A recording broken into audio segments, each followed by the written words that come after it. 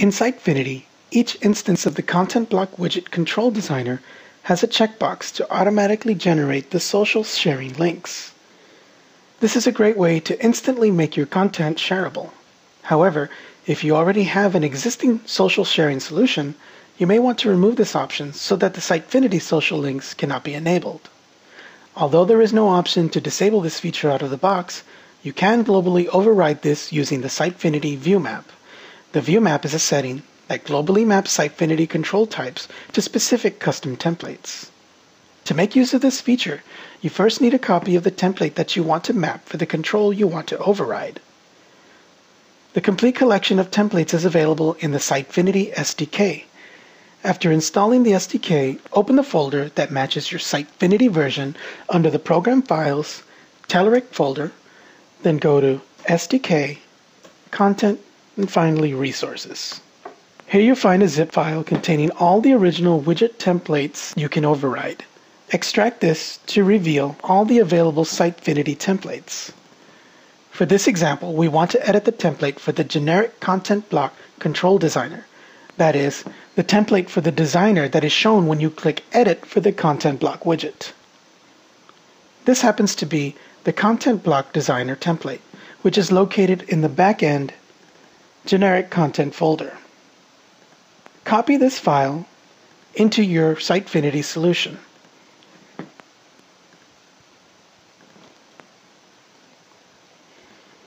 Noting the path to its location, which we'll need shortly, and open the template file to modify it. In this case, we want to hide the social links and tooltip help. It is not recommended that you delete this section, since some controls are required to be present on templates even if they are not used. Instead, wrap the section in a placeholder and set the visibility to false. Finally, save your changes. Now we need to identify the full control type name that we want to map. Remember that we are modifying the template for the Content Block Designer for editing the widget properties and not the content block itself. We need the fully qualified class name in order to map it to a template. A great tool for identifying the fully qualified name of a Sitefinity control is Telerik's free JustDecompile utility. Simply open JustDecompile, then add a reference to the Sitefinity DLL and search for the control, which again in this case is Content Block Designer.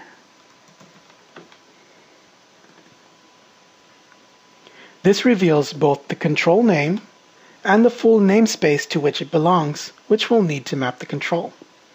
Open up the Sitefinity Advanced Settings Administration, and from the left menu, open Controls, then ViewMap, and create a new entry. Under Host Type, enter the full name of the control discovered using JustDecompile, including the full namespace. Under Layout Template Path, enter the virtual path to the template file you copied earlier.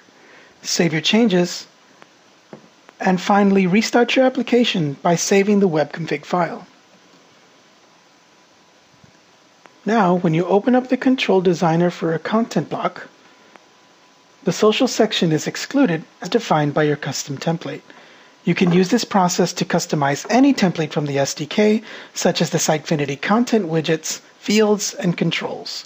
For more examples of uses for the ViewMap, see this post on the Sitefinity blogs, which is also linked in the video's description and associated blog post.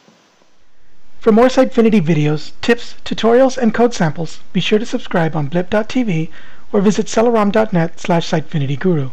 You can also send your questions via Twitter to SiteFinityGuru, and thank you for watching. We'll see you next time.